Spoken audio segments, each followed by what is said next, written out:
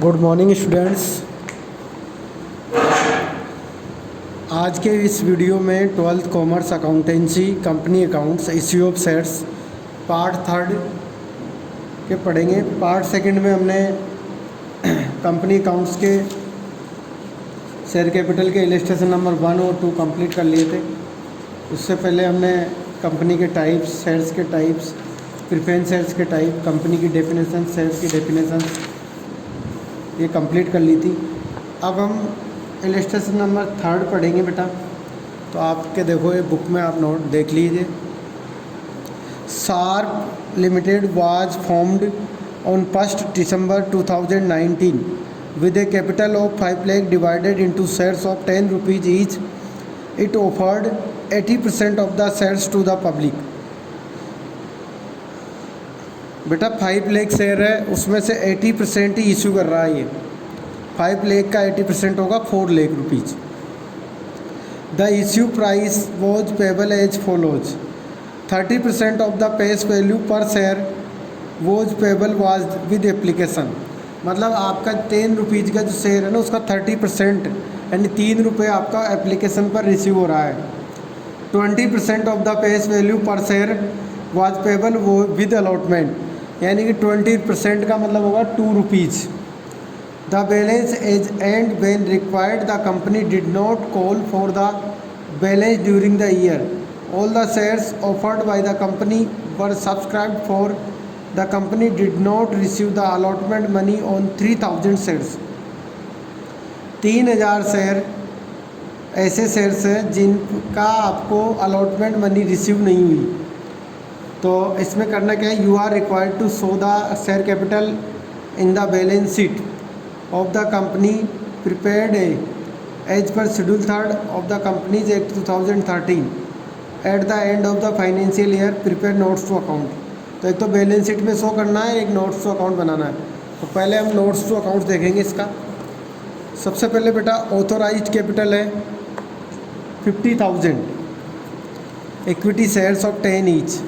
50,000 multiply किया 10 से तो 5 लाख। उसके बाद में issued 40,000 equity share at the rate of 10 rupees, तो 4 लाख हो गया। 40,000 इक्विटी शेयर्स 10 5 कॉल्ड अप, तो ये कितने हो जाए 2 लाख रुपीज़। और बेटा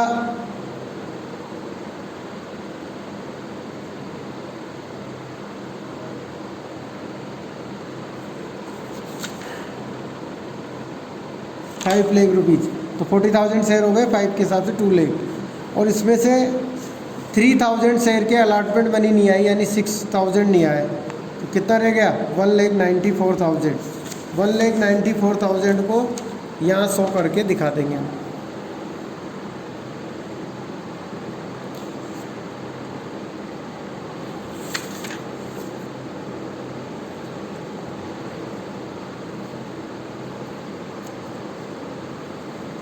इलस्ट्रेशन नंबर 4।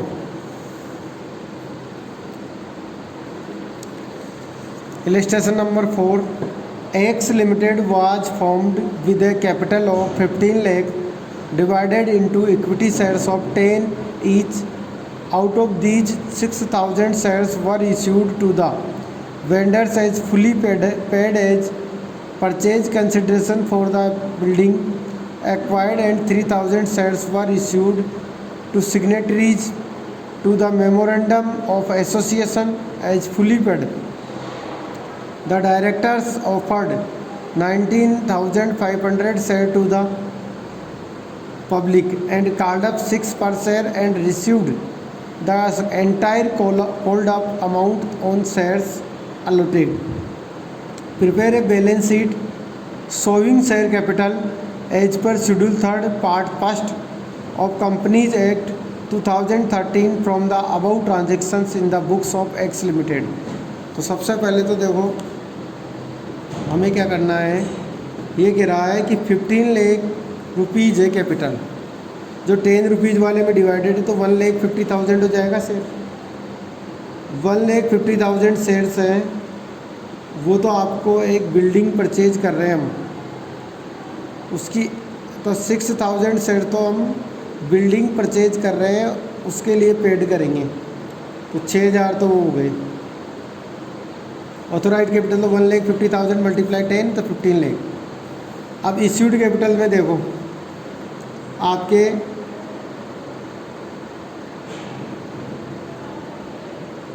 3,000 आपने इश्यू किए signatory of the memorandum of position as fully paid up MOU वालों को, तो 6 3 9,000 तो ये हो गए, तो 9,000 इक्विटी से 90,000 तो इसके आ गए। उसके बाद में the directors offered 19,500 shares to the public, 19,500 share to the public को हमने इश्यू किया, तो टोटल हो गए 28,500, तो ये हो जाएंगे 2,85,000।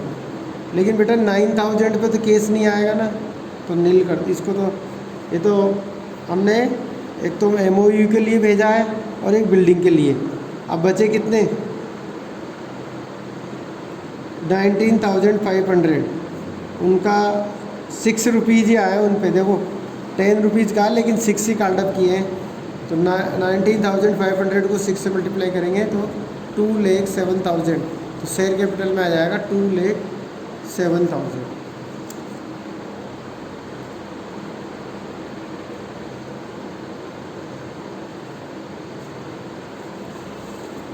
अब बेटा आपके देखो कार्डअप कैपिटल जो हम मांगते हैं कॉल कर चुके हैं, जैसे अभी इसमें लास्ट एग्जांपल में आपके था कि 6 रुपीज़ ही कार्डअप की, वो कार्डअप होगी, 4 रुपीज़ जो है वो अनकार्डअप कैपिटल हो जाएगी। पेडअप कैपिटल, अब जैसे आपने 10 रुपीज़ कार्डअप किए, उसमें से 8 आए तो वो पेडअप होगी, जो नहीं आए वो अनपेड कैपिटल होगी। इसके बाद में रिजर्व कैपिटल में देखो बेटा, यहाँ देखो as per section 65 of the companies act 2030 only an unlimited company having a share capital while converting into a limited company may have reserve capital in such a case company by resolution में presentation of share capital in company's balance sheet।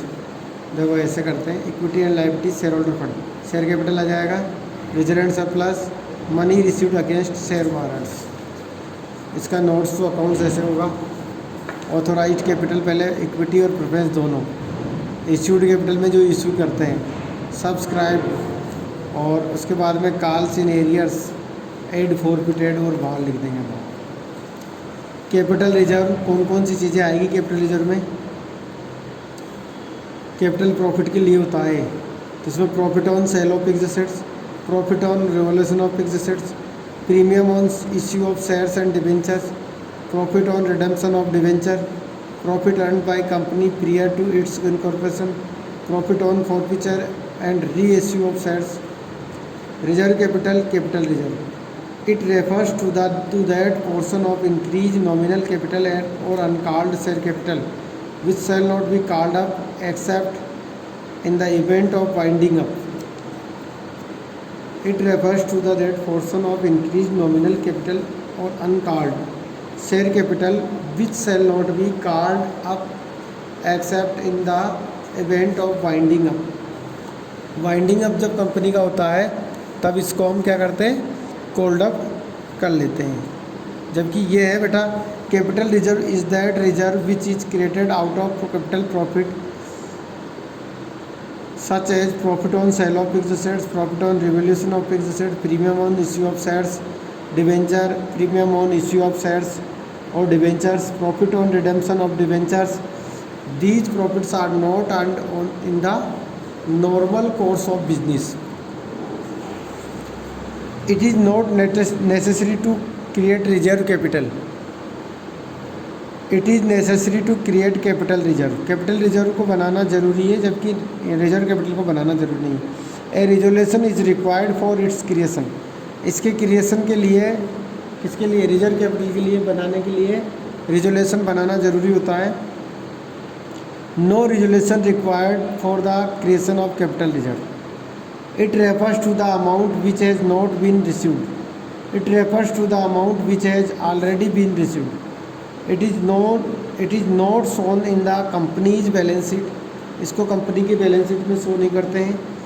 It is shown as the first item under the head reserve and surplus on the equity and liability side the balance sheet. It can be used only at the time of winding up of the company. It can be used of write off capital losses or to declare a share bonus any time during the life of the company. Distinction between authorized capital and issued capital, दोनों में difference. It is the maximum amount of company is authorized to issue shares. It is that part of the authorized capital which is offered to the public for subscription. It is stated in the memorandum of association of the company. It is stated in the articles of association of the company. It is equal to or more than the issued capital. It is equal to or less than the authorized capital. ये issued capital से ज़्यादा होती है जबकि authorized capital कम होती है। अब बेटा issue of source, ये मेन टॉपिक होता है आपका issue of shares. Shares may be issued in any of the company wage by private placement of shares, 4 by public subscription of shares, for consideration other than case। 3 type होते हैं, private placement, public subscription और consideration other than case.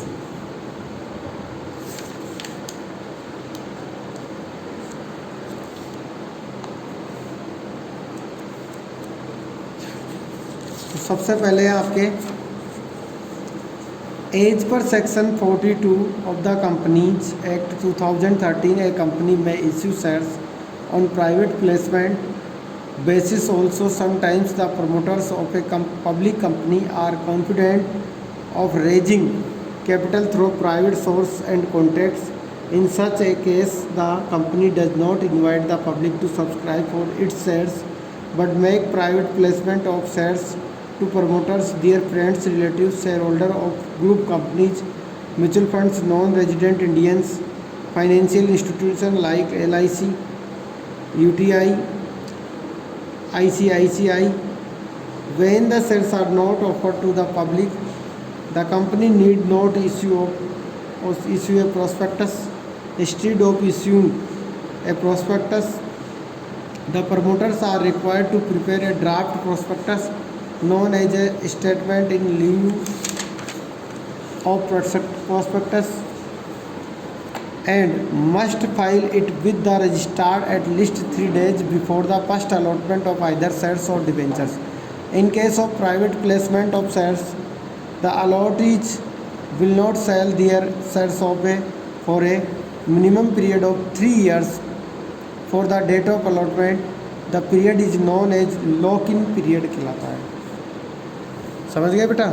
इसमें क्या होता है, public private जो placement होता है इसमें हम प्रोस्पेक्टस नहीं निकालते पब्लिक के लिए, बल्कि हमारे जो फ्रेंड्स हैं, हमारे ग्रुप कंपनियों का ग्रुप है, रिलेटिव्स है, शेयर होल्डर्स हैं, म्यूचुअल फंड्स है, NRI है, इसके फाइनेंशियल LIC है, UTI है, इनको ही सेल कर देते हैं। ये प्राइवेट प्लेसमेंट होता है। इसके बाद में sweat equity shares. A company may issue sweat equity shares as per section 54 of Companies Act 2013. Sweat equity shares means equity shares issued by the company to its employees or directors at a discount or for consideration other than cash for providing know-how or making available intellectual property rights. Such shares cannot be resold by their holders within a period of 3 years called lock-in period.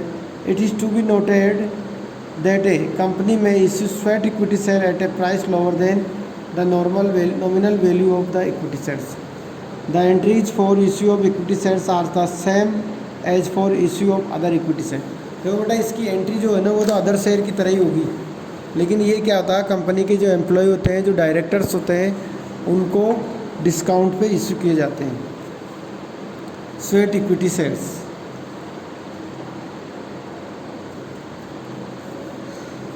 Next है बेटा Employees Stock Option Plan ESOP. Under Section 62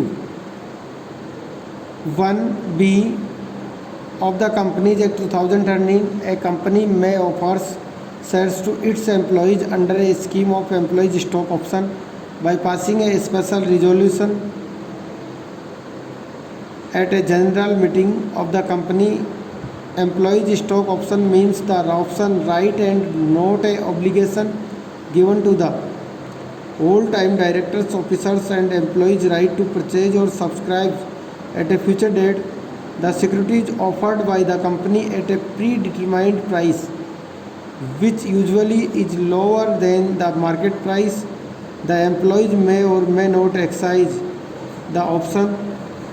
This is a voluntary scheme on the part of the company to give its employees a sense of belonging. Share allotted under this scheme shall be locked in for a minimum period of 1 year from the date of allotment. In other words, share issued under ESOP cannot be disposed of within 1 year from the date of allotment. अब बेटा main है आपका public subscription of shares. इसमें क्या क्या process होती है ये देखने वाली बात है. तो following steps are to be taken by a public company for the issue of shares to public. तो सबसे पहले तो प्रोस्पेक्टस इशू करते हैं, टू इश्यू प्रोस्पेक्टस. फिर टू रिसीव एप्लीकेशंस. पहले प्रोस्पेक्टस इशू करेंगे, फिर एप्लीकेशन रिसीव करेंगे टू मेक अलॉटमेंट्स, फिर शेयर डिस्ट्रीब्यूट करेंगे, अलॉटमेंट करेंगे और टू मेक कॉल्स. और कॉल को फिर हमारा जो पैसा बच जाएगा उनको मांगेंगे, उनको कॉल करेंगे. तो to issue prospectus. Prospectus is an invitation to the public to purchase its shares. It describes the profitability and soundness of the business of the company to attract the investing public. It contains the following information: name and address of the registered office of the company,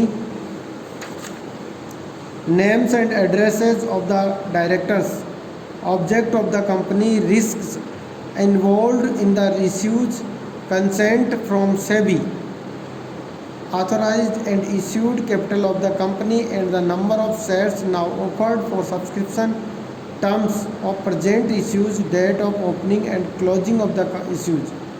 ये काम तो इसका है. To receive application. After regarding the prospectus, the company applies for shares in the company on a prescribed forum. Each application must accompany the application's money which is mentioned in the prospectus, but it should not be less than 25% of the issue price of each share. Issue price से 25% से कम नहीं होना चाहिए. Issue price का 25% minimum होना चाहिए application पे कम से कम. जैसे आपका 100 रुपीज़ का शेयर है तो 25 रुपीज़ होना चाहिए. आपका 10 का शेयर है तो 2.5 होना चाहिए. उससे ज़्यादा हो सकता है, उससे कम नहीं हो सकता. The amount of share application money must be deposited by the public in A schedule bank. The name of the company schedule bank is also mentioned in the prospectus. उसमें प्रोस्पेक्टस में लिखा होगा कौन से बैंक में जमा कराना है. To make allotment of shares. After the last date fixed for receipt of application money expires, the bank send all applications to the company. The directors of the company cannot proceed to allot shares unless minimum subscription mentioned in the prospectus has been received by the company. Minimum subscription क्या होता है बेटा, ये देखने वाली चीज़ है.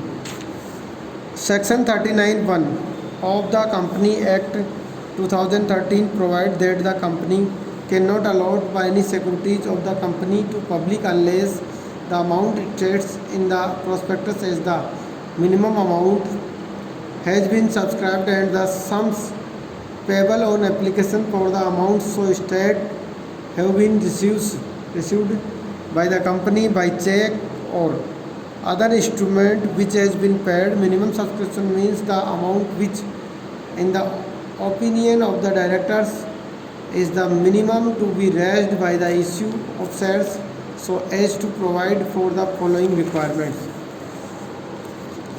For the payment of purchase price of any property purchased or agreed to be purchased. For the payment of preliminary expenses including underwriting commission and brokerage on issue of shares. For the repayment of any monies borrowed by the company for the above purpose. For working capital, for any other expenditure required for the usual conduct of the business operation. For example, if a company issues a prospectus inviting application of 1 lakh shares and if applications are received for 4 lakh shares, the issue has been oversubscribed by 4 times. In such a case, an applicant in the category of 500 share is entitled to the proportionate allotment of 500 upon 4 बराबर 125 को add करेंगे. To make calls, the amount paid on application and allotment are not calls but subsequent installments as and when demanded are calls. A company may demand the whole amount of its shares on application in one installment. If the whole of the amount of share is not paid on application and allotment, the unpaid amount may be called by the directors in one or more installments. Each installment is named as first call, second call, etc. Call must be made strictly in accordance with the provisions of the Articles of Association. In the absence of Articles of Association, the provisions of Tables F of Schedule 1st of the Companies Act 2013 shall apply. These provisions are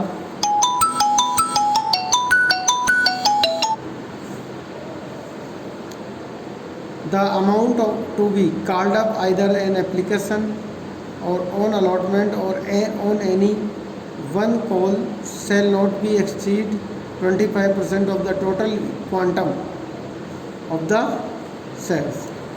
All amount on shares should be fully called up within a period of 12 months from the date of allotment. There must be an interval of at least 1 month between the making of 2 calls. 1 महीने कम से कम gap होना चाहिए 2 calls के मध्य. At least 14 days notice must be given the shareholder pay to the amount. और कम से कम 14 दिन का आपको टाइम देना पड़ेगा उसको पेड करने. Calls must be made on an uniform basis on all the shares within the same class of shares.